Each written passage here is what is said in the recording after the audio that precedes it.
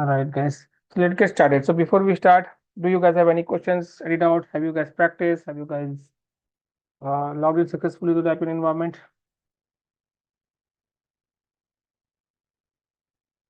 Yes, we have successfully logged into the environment. Hmm? So started the practicing? No, nothing. Okay.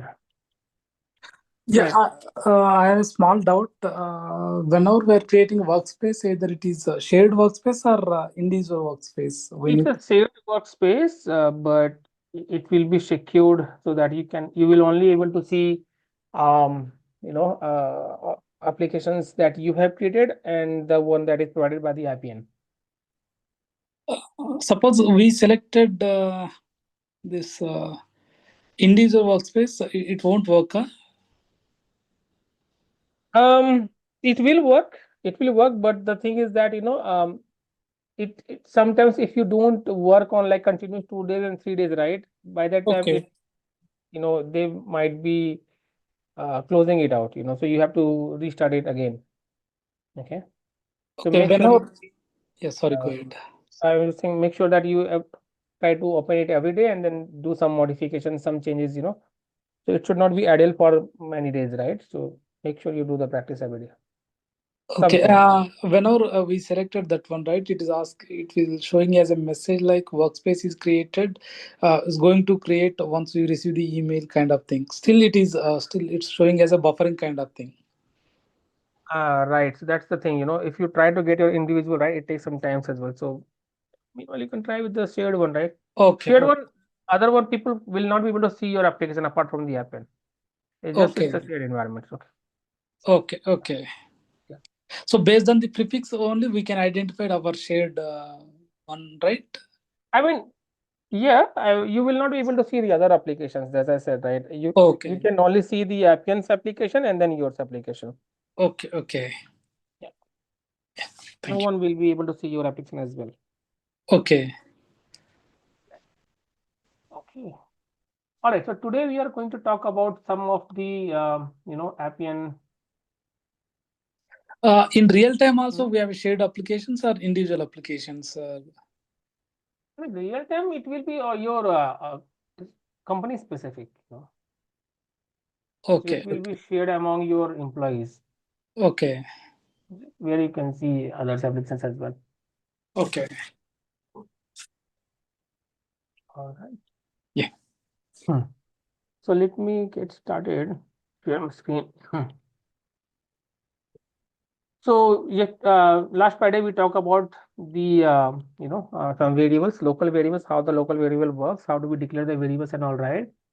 Today we'll talk about some of the Appian functions that we might be using a lot during our training. Those are the such functions which we will be using multiple times, right? So we will be learning those. Okay, so let me create a new test rule. I create a new expression rule. I'll say test rule to Appian functions. One of the Appian function called index function, which is very useful, and then it will be, you will guys be using a lot during your any development, like actual development or anything. So index function is basically works with your dictionary, right? So on the Friday, if you guys remember, right, we had a dictionary declared, right? How do we declare dictionary?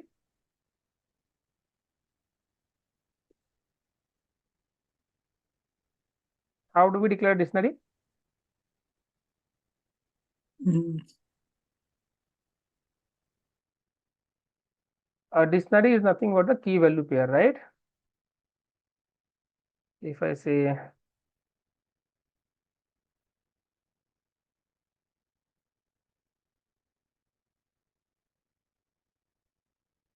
I guess.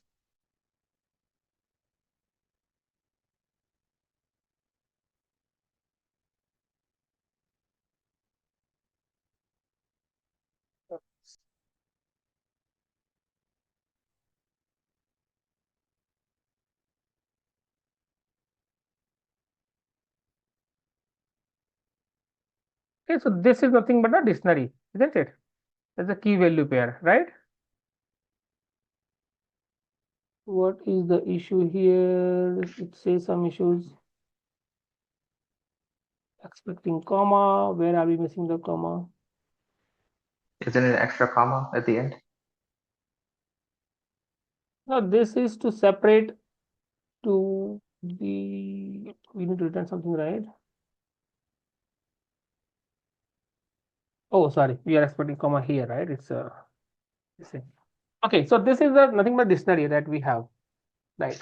So the index function, if you remember, right, if you want to get the name of it, what we did on Friday, if I want to just know the name,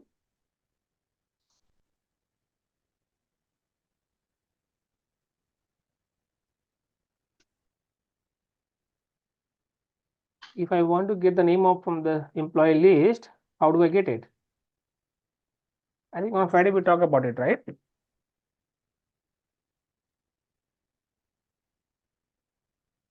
Let's say name, right? It was returning the name that we have in the list. So that's the direct way of using it. But sometimes what happens, sometimes imagine if you are calling some data from the database or from any third party, and this property is not having anything, it's returning you the null set. And then if you say local employee list dot name, it might break saying that, hey, you want to get the name, but I don't see the property of that name, right? So in Appian, a function is called index is being defined, which is used to get the same property but with the function index. So to get the index, I would say local, we need to pass the, it has three parameters. So first of all, we need to pass the list, right, from where you want to get some data and what you want to get. So let's say I want to get the name, and then the default parameter, say null.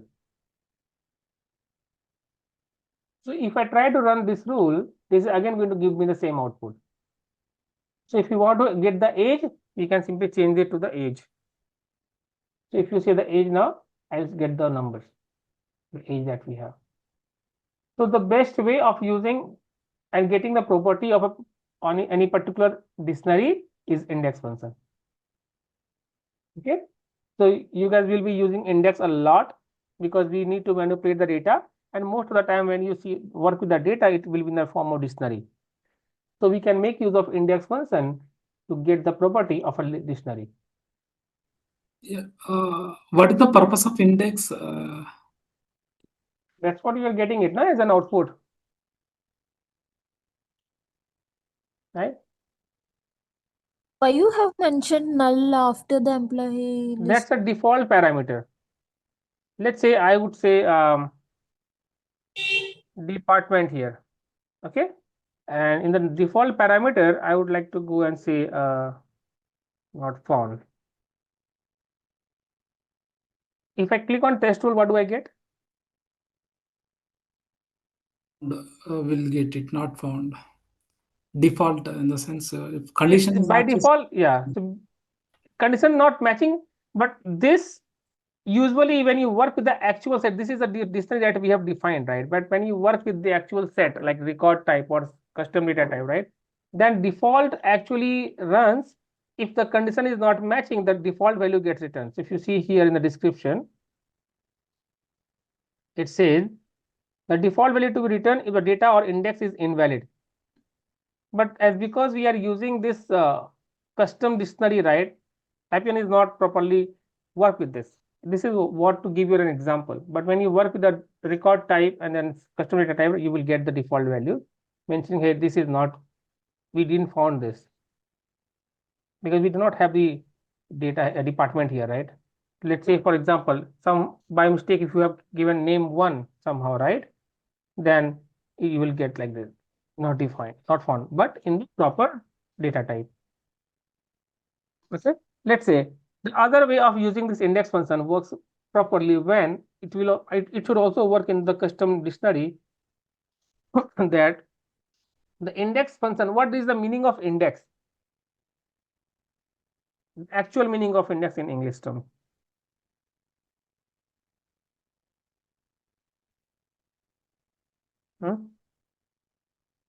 Yeah, index is like get the what content index in this content content of the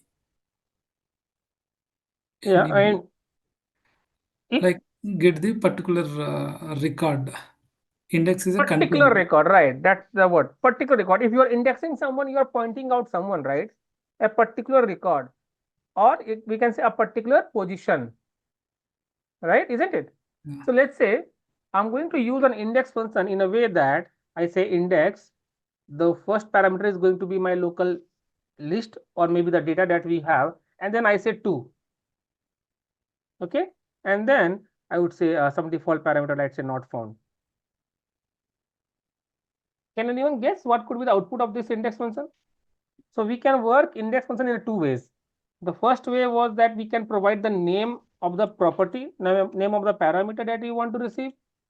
And the second way is that you can pass the position of it, right?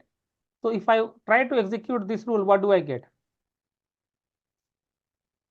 Yeah, you will get second record, Mohan. Second record, only the name or And age. everything? We'll get everything, name and age, because the second position we have this. And remember one more thing, in Appian, the index does not start from the 0. It starts from the 1. Okay, all other programming language, the array position and the index start from the 0, right? Yes, yeah. But here in Appian, it starts from the 1. So first position is Ram, second position is Mohan. What if I go and provide 5 here? Then we got not found. Okay, so this default parameter works with even with your dictionary, custom dictionary that you have given, if you have used the index position here. So we are trying to say, give me the 5th position of the data element, right? Then what happens? It will say not found. We have default. Imagine instead of using like this, if we have used without the index function like this, okay? We can say local bank employee list, and then if you want to get the 5th element, if you try to pass this, what will happen?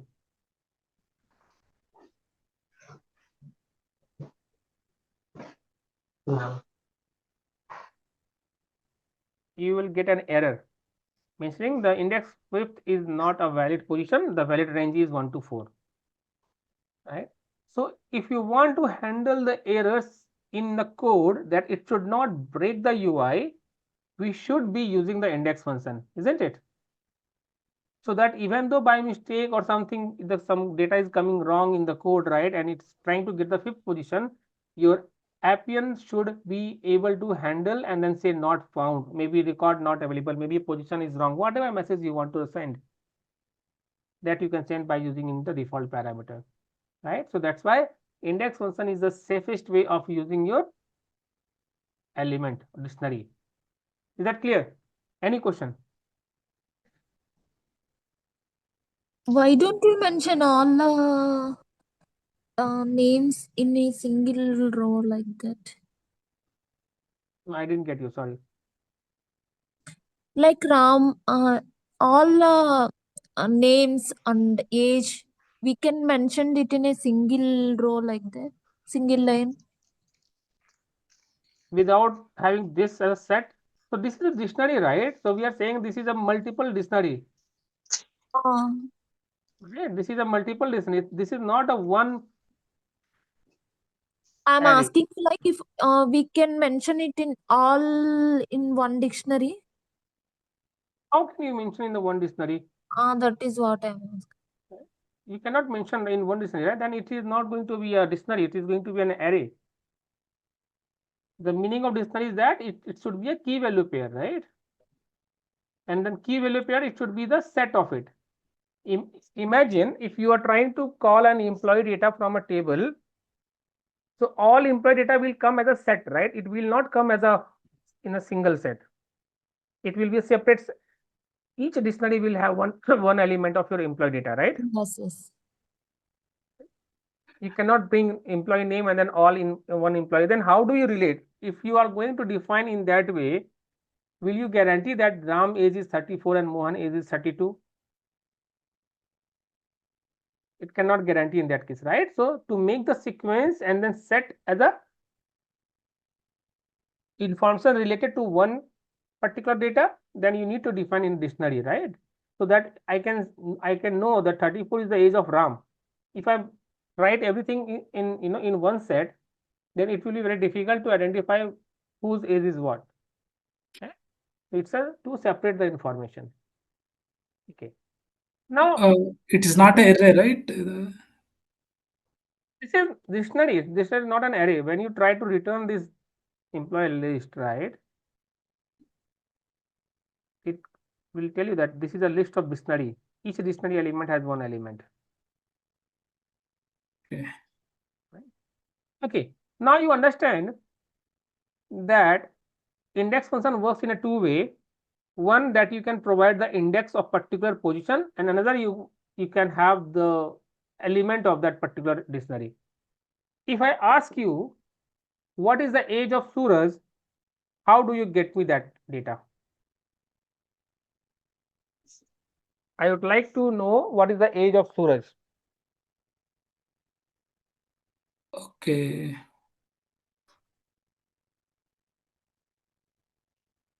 Where is there any condition, like where condition, where? Index employee list, in quotation marks, instead of name, we can write it like age. So we can have index employee list, and then In double quotations, age and comma null. okay. But is it going to return the age of Suraj? Then we can write it like employee list comma 3 comma age. So how do you know that 3? And to get the third element, how do you want? See, every coding, any other programming language or Appian, right? It's a step-by-step things. So to get the age of Suraj, what is the first thing that you need to reach out? What is the first thing that you need to get? We can check where condition name is equal to Suraj or something. Okay, no, that's fine. We'll come to that point later. But right now, by looking itself, you are able to understand, right? That is the Suraj information is available at the third position, right? Yeah. So how do you get the Suraj details that is at the third position? Is it the name equal to null? Now, if I go and type 3 here, what it is going to give us? Row 3. Both Suraj and 30. Right. So it is going to give me the Suraj and 30. So first milestone achieved. Now we are at the position for which we need to get the age. So I know this, right? So now this index function is returning the whole set, right? Correct? Yeah. Yes. Now what happens if I try to use another index function top of it, right? And this, the output of this, I will make it as an input for this. Okay, because index function require a dictionary. So I am passing a dictionary to it, right? Now I would say age and default parameter. What it is going to give us? Only age of Suraj. Right? So understand, we can also make it use of index function within the index function. If I want to know the age of Suraj, what I did, the first step is that I would like to get where is the Suraj available? Third position, fine. Then I need to get the index function and the whole details of the Suraj. Correct? Any issue so far? No? And then the output of this I made as an input for my second index function, the topmost. So I got the age. Any issue to understand this?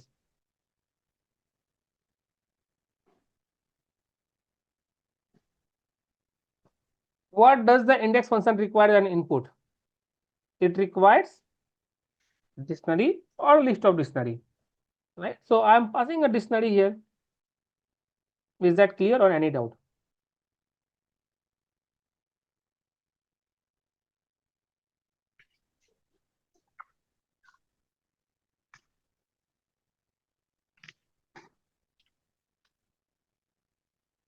Yes, no, at least something, nice.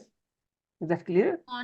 Like if you want to get the name instead age, you have to give the Then you name. just, yeah, just change it to the name. That's it. Okay. Then you will get the Suraj. Yeah. See, basically this you have to understand. Mm. An index function needs an input. And what is the input? Input could be the dictionary or list of dictionary. So I am passing a dictionary, and this dictionary is getting calculated at the runtime, and the output of this was, right, Suraj, and basically the whole dictionary at the position of 3. Right? So when the code is getting calculated inside in the Appian console, first it will execute this get. So this is going to replace what? This is going to replace with this, isn't it? Imagine this is what is going to happen here, right? And from this we are getting the name. Clear? Yeah. All right. Now we have only 4 set of information. Then I know Suraj information is available at 3rd position. What if we have a list of millions of records, maybe 10,000 of records? By looking itself, we can't know. We cannot decide. Now, what if user change the requirement? User says, hey, now I want to get the age of Mohan. Then again, we will have to come and change the code, right? Which is not a good practice. We cannot write a multiple code for multiple users. In that case, this 3 should be dynamic. So based on my input, it should calculate what position that is available, and then it should return me the result. Isn't it? Right? So there should be a function which can give me this number based on my input. If I ask Mohan, it should give me 2. If I ask Tarak, it should give 4. Right? Okay. So for that, we have a function in Appian called where contains. This where contains function returns the position of the element that you are trying to search. Okay, how it works? Let's say I would like to search Mohan, and then I need to pass the list. In the list, I'm going to pass Raj, Vish, Puja, Mohan, Johan, right? So if I try to find Mohan, if I try to find Mohan in my list of this, the list that I'm going to pass to this, it should give me the position of Mohan. So what should be the output?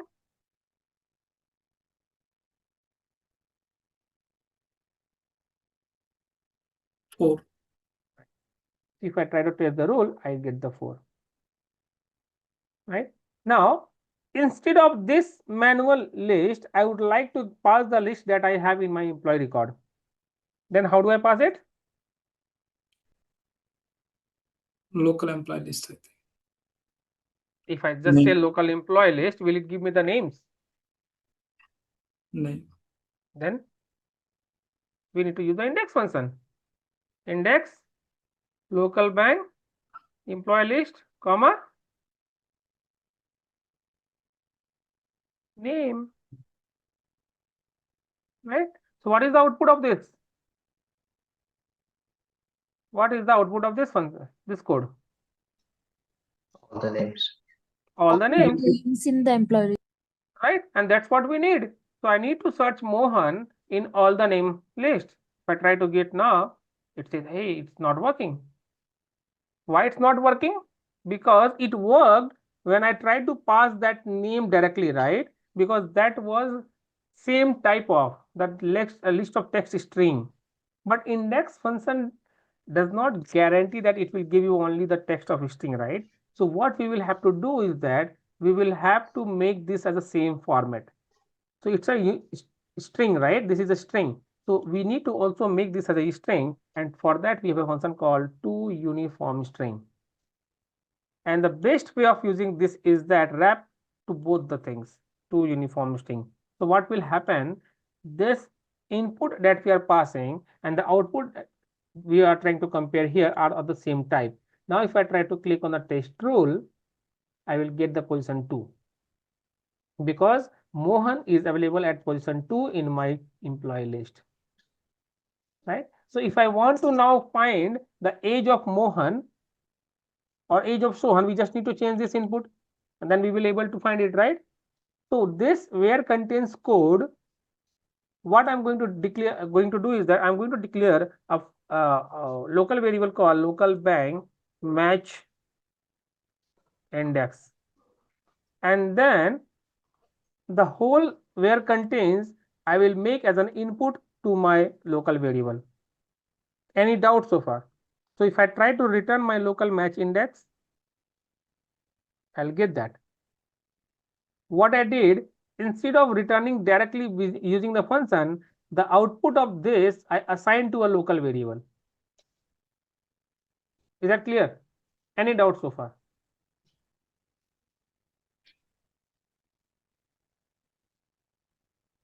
Any doubt in this code?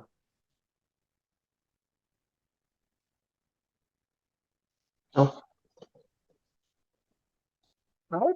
And anyone can guess why I have used this in a local variable?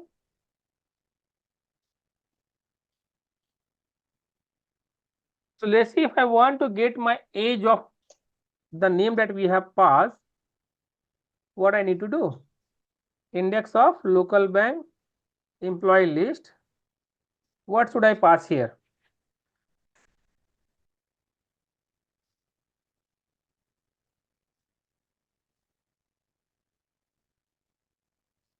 Age. Now, first of all, you need to reach to that position of that data, right? Yeah. So what I need to pass here?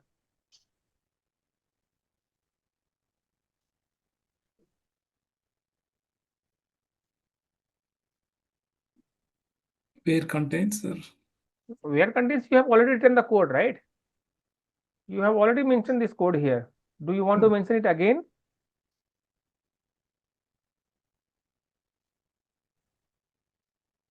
Can we mention local bank matched index here?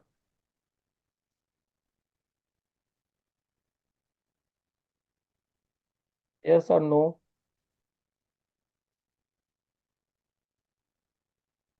And what happens if we run this role? What will be my output?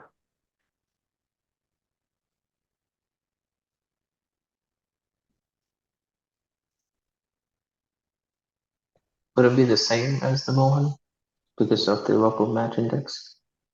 It will give you the dictionary of the second position. Why? Because where contains the output of this was 2, right? And that 2 got assigned to local match index, and that 2 we are passing it here.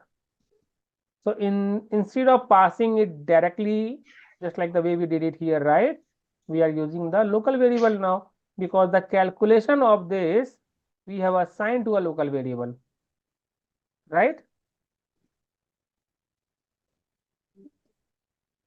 And now if I would like to use this top index function, we can say index, and then this will become my input for this one. This index function will become input, and then I would say age, and then null parameter, and working parenthesis.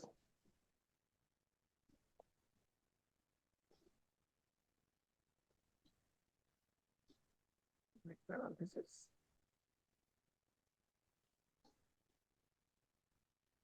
I get the 32. So this index function is giving me the whole element as a dictionary matching to my position, which we get calculated by using the where contains function.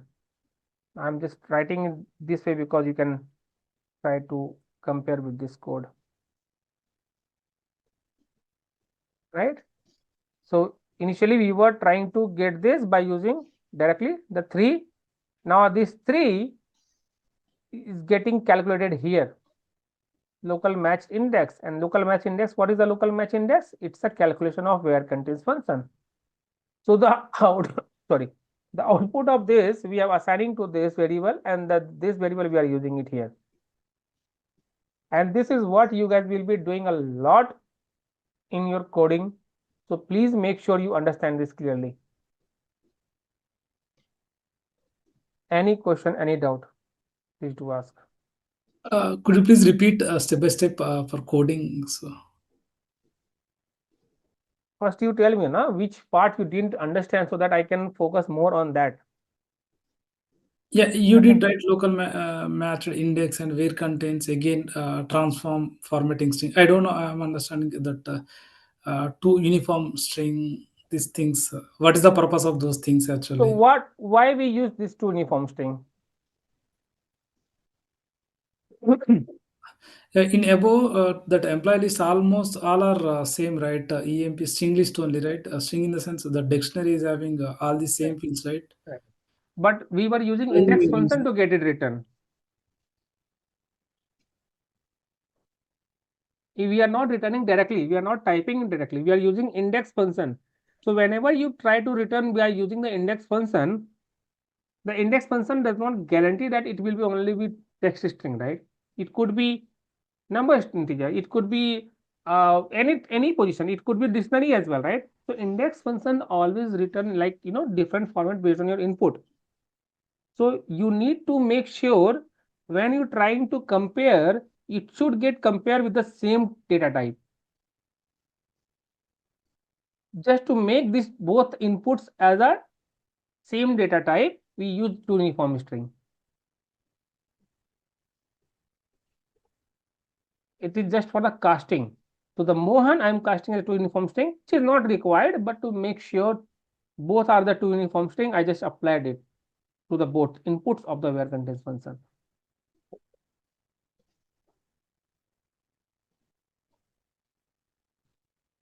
Okay. Let me again show you guys. So if you try to use without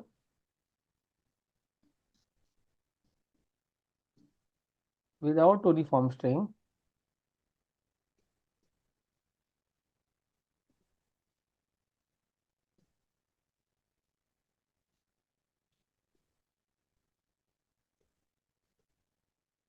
okay. If you try to use without the uniform string, you see, right, where contains function was giving, hey, you are trying to compare the things. The first one is called text type, which is fine, but another one is called any type, right? So to make sure the comparison is happening on the both are the same data type, we just wrap it by using the two uniform string. So I said, hey, this is also two uniform string. Now this is also two uniform string.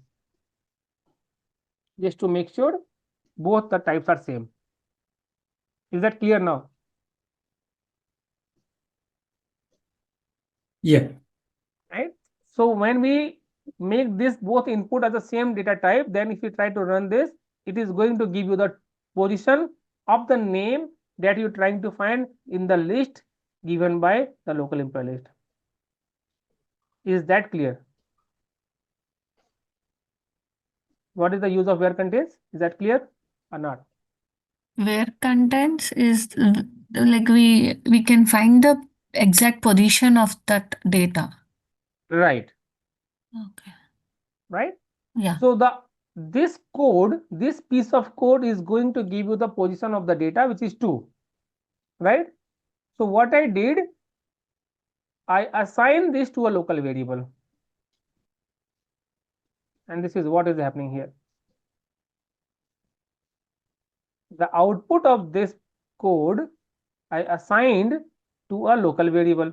So my local variable is now going to hold what?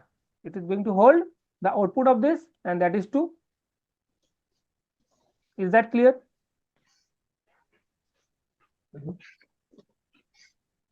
Yes, no? Yes. Now you can ask me this question, is it necessary to assign to a local variable? If this is confusing, you can ask me this question, right? Is it necessary to assign this to a local variable or not? Can anyone tell me, is it necessary or not?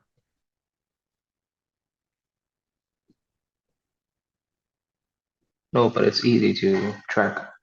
It's easy to track and it's easy to understand the code, right? what if you wouldn't assign this to a local variable? Then how my code would have been look like?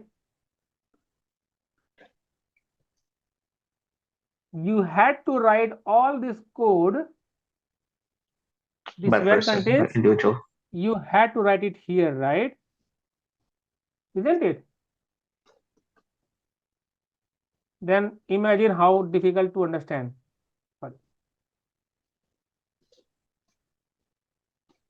Isn't it? So instead of writing all this code here and making the code messy, what we did, instead of doing all these things, just assign this piece of code to a local variable and then use that local variable.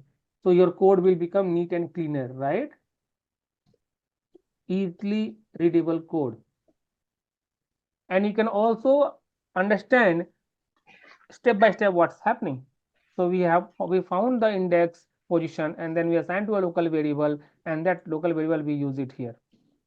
So my code become neat and cleaner, and then we are getting the data as well. Here, small doubt actually. So, how to identify that value is assigned to the local matched? Is there any specific colon we need to identify it? Suppose we have existing code, I need to debug or something. Yes, So, how can I? in the local variable, it will give you the output. See? When you expand your local variable, you can see the local variable match index is having value 2.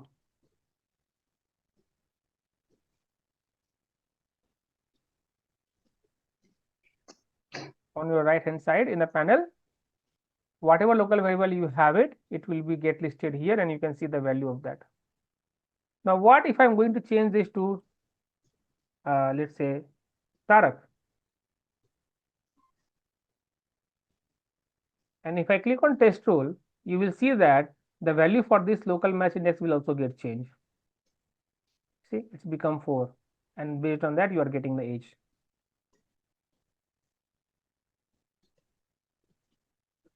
Right? Any question in the index function where contains?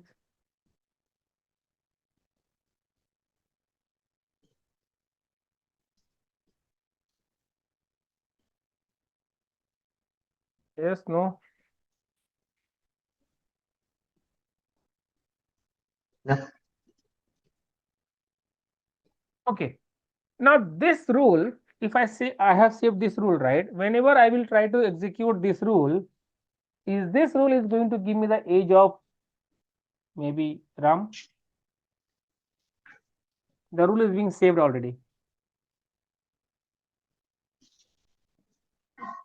So is this rule is going to give me the age of Ram? If I have written this all this code and I save this, right? So whenever we will run this code, this is going to give me the age of what? Tarak. Only Tarak, right? But if I want to make this rule as a dynamic, so that whatever name I will pass to this, it should give me the age of that particular person. In that case, we will have to use another type of variable called rule input. So this is whole is called as a rule, and then what we are going to make is create a new input for this, so that this rule can get evaluated based on the value that we will pass to this. And to make this rule as a dynamic, to create the rule input, you can see there is a small icon, arrow icon here. Just click on that. It will open the rule input window. Click on the variable plus icon. Now, the difference of the local variable and rule input is that in the rule input, you need to declare the type of the variable that you are trying to create. I'm going to create as called name, and the name is going to be type of text. Okay. Now, when you click on that, create the rule input as a type of name, you will see a rule input has been created here. Now, to test this, whatever input you will pass to this variable, based on that, it will calculate the age and then return to you. But for that, we will also have to make some changes in the code here, right? We cannot mention the direct name now. instead of it should consider the name that has been given to the rule input, and to do so we have to use a prefix called RI, rule input bang, and then it will start giving the suggestions. I say rule input name because the variable name I have given the name. So RI name. Now based on this, it will calculate and give me the age. I would say, give me the age of Ram.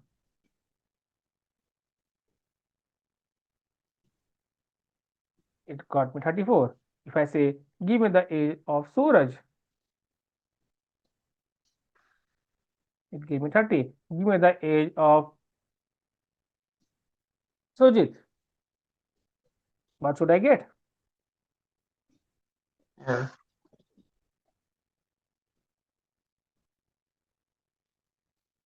I did nothing because Sujit isn't available, right? So I got no items. So now this rule becomes dynamic in a way that whatever name you will pass to this, you will get the age of that particular person. That's the rule input for you. Another type of variable. Basically, a rule input is mostly work as a bridge to pass the value and receive the value, to pass the value to a rule that you have created. Any question in the rule input?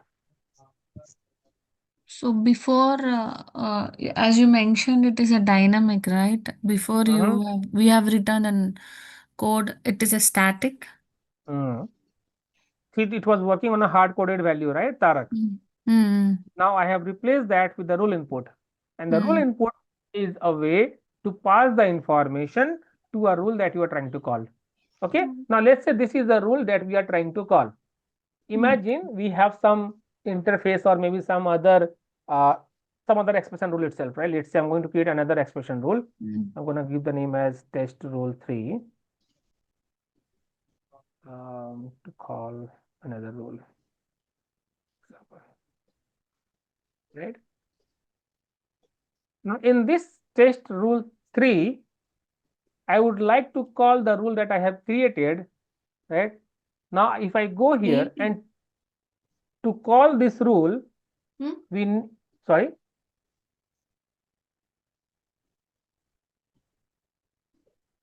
Is there any question? Right. So to call this rule, we need a prefix called rule bang, RULE bang. It means whenever you type this rule bang, it means that you are trying to call some other custom rule that you have built, and the rule name you need to pass. So I say I would like to call the rule 2. Whenever you call this rule 2, it will say it has one parameter, the rule input called name. I would pass the name here, and then I will pass the Mohan to this. So if you pass Mohan to this and click on the test rule, what you are going to get? We are going to get the age of 32 of Mohan. And all this calculation is happening inside my sub rule, right?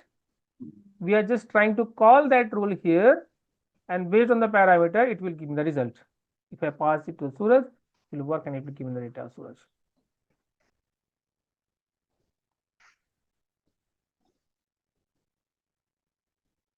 Is that clear? Any question?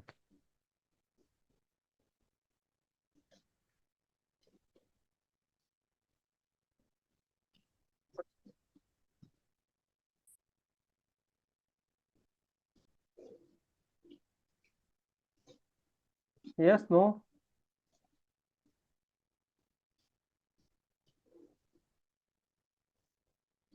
When do we use this kind of scenarios? See, this scenario will be used a lot of places all the time, right? If you imagine, if you want to get your employee details based, so you created a rule. See, whenever you want to work with a particular employee, right, you will not get your whole employee details in one go, isn't it? Maybe your database may have millions of records. So you will not be calling all those millions of records in one go, right? You need to mention which record you want to update, isn't it? And for that, you will create a rule. That rule will be, calling the data from the database, but which data, which employee? So you need to pass an employee name to that, right? So based on the filter, it should bring the data. So that's one of the scenario that, hey, I would like to work with the employee Mohan, give me the details of the Mohan. So in the first name, you need to pass as a parameter as a Mohan. Otherwise, if you don't pass, the query will return the entire set, which is not a good practice, right? And how does it work when you create a workflow? Okay, so in a workflow, imagine you have two buttons on the form, submit and cancel. So based on the button that you have clicked, right, submit or cancel, you need to decide your workflow that, hey, if user has clicked on submit, take this particular path where you are going to write the database, we are going to send an email and whatever, right? But if user has clicked on cancel, directly go to the end node. So you need to pass that information by using the rule input to the process model, say what the action you have taken. You need to save that value to somewhere, right? So, okay, if user click on cancel, I will save cancel. If user click on submit, I will save as a submit. And based on that value, you need to divert your flow. Got it. Okay. Or imagine, why do we need a sub rule? Let's say you want to query a database. Sometimes you might need to query based on the first name. Sometimes you might use query based on the age. Sometimes you might need to query based on your identification number, a customer ID, right? So will you creating a multiple rule for that? No, right? We can create one rule and then use that rule based on our requirements. Simply passing the input, we can define based on what I need a query, right? So you will not be writing the code multiple times. Write it once and use it multiple times, isn't it? Yeah. That's why we make a rule. Okay, right? Any question, guys, so far?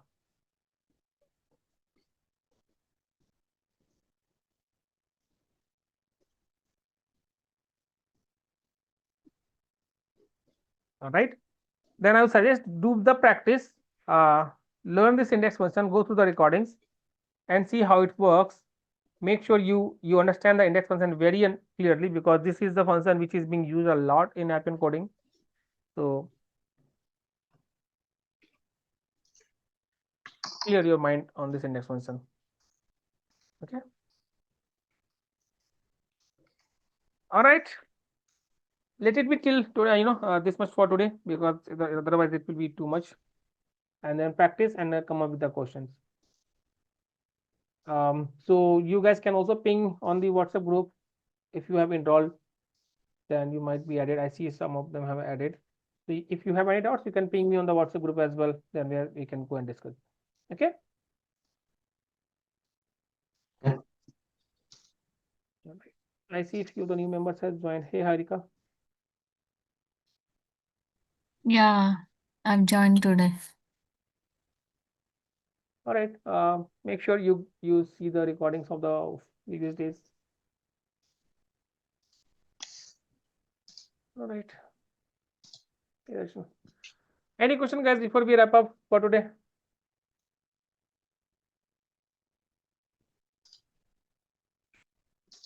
No, No. I'm good. All right. Thank you then. See you tomorrow. Bye-bye. Yeah, thank you. All right. Thank you. Bye bye.